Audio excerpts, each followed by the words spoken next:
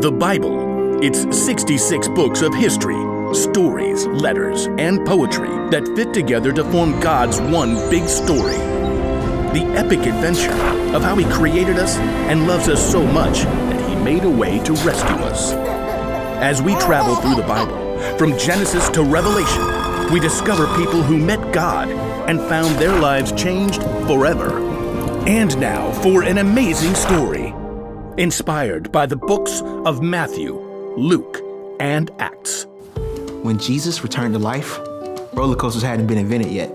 But as far as his friends were concerned, they might as well have been living on one wild coaster ride. Peter and Matthew might have gone over the whole story one more time as they walked the dusty roads from Galilee back towards Jerusalem. Remember how it started? Jesus does all these miracles. Thousands of people gathered to listen to him. And we hear God's voice saying, "This is my son, and I love him."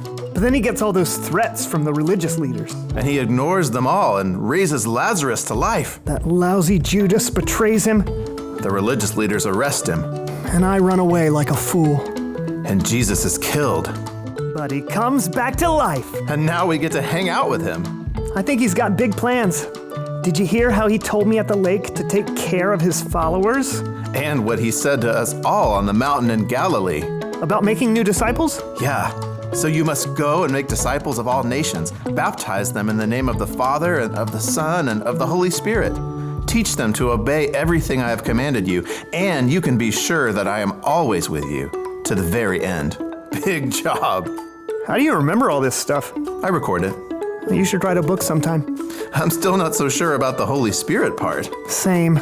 But Jesus is here with us now. We can do anything while he stays with us. Forever! Ahead, Peter and Matthew and the other disciples could see Jerusalem in the distance, the temple rising above the other buildings. He said to meet him back in Jerusalem. For the Feast of Pentecost, probably. That would be the perfect time for him to do something big. If he wants followers in all nations, that must mean we take over Israel first, right?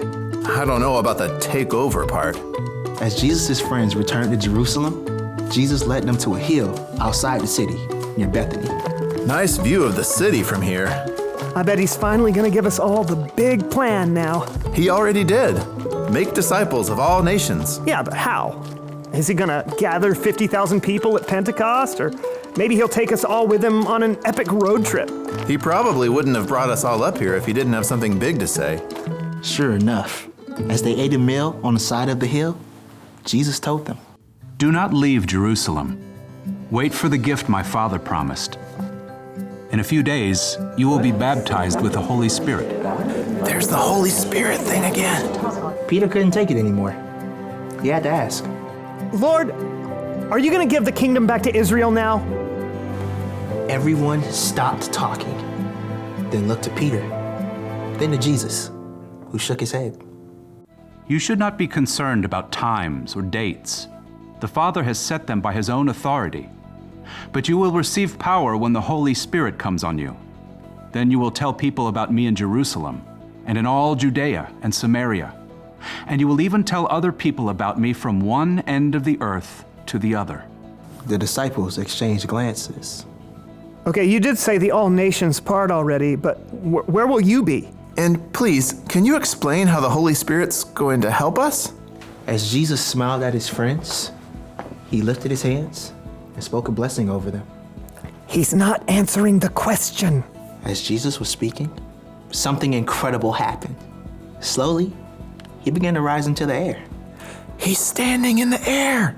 How is he standing in the air? Jesus' friends stared, mouths open.